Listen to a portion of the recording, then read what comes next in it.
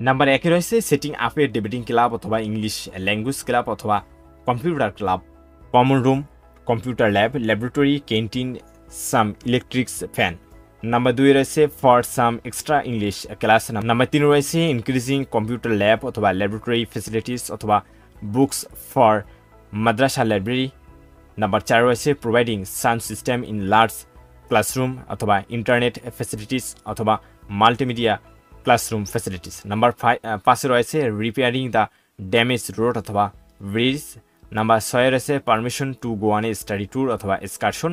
Number 7 রয়েছে for a TC অথবা set in the madrasa hostel অথবা টেস্টিমোনিয়াল।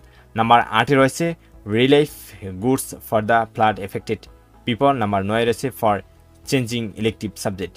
ইনশাল্লাহ এই 9টি যে টপিক্স এর ভিতরেই তোমরা কমেন্ট পেয়ে যাবে, তাতে কোনো সন্দেহ নেই। এখানে আরও একটা বিষয় তোমাদেরকে আমি জানিয়ে রাখতে চাই, সেটা হচ্ছে ফর্মাল লেটার এবং অ্যাপ্লিকেশন লেখার যে ফরম্যাট, সেই ফরম্যাট যদি তোমার জানা থাকে তাহলে তোমরা অনায়াসে তোমরা এই অ্যাপ্লিকেশনগুলো লিখতে পারো।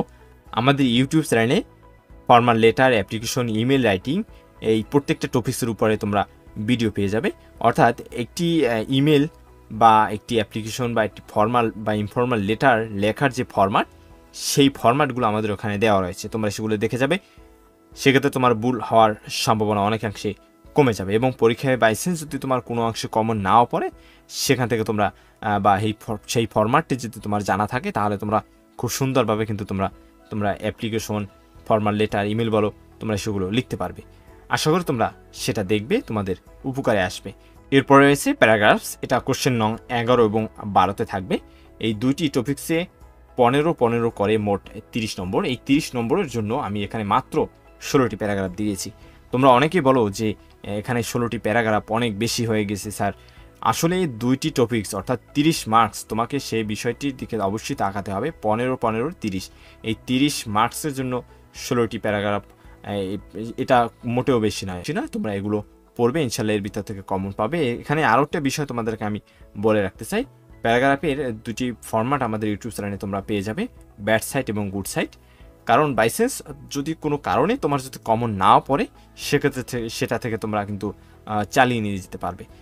তাই তোমরা সেটা দেখবে, ইনশাল্লাহ তোমরা উপকৃত হবে।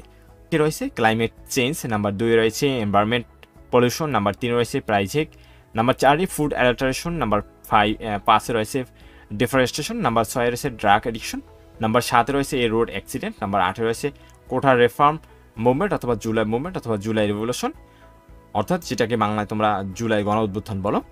নাম্বার 9 রয়েছে গ্রামীণ ব্যাংক, নাম্বার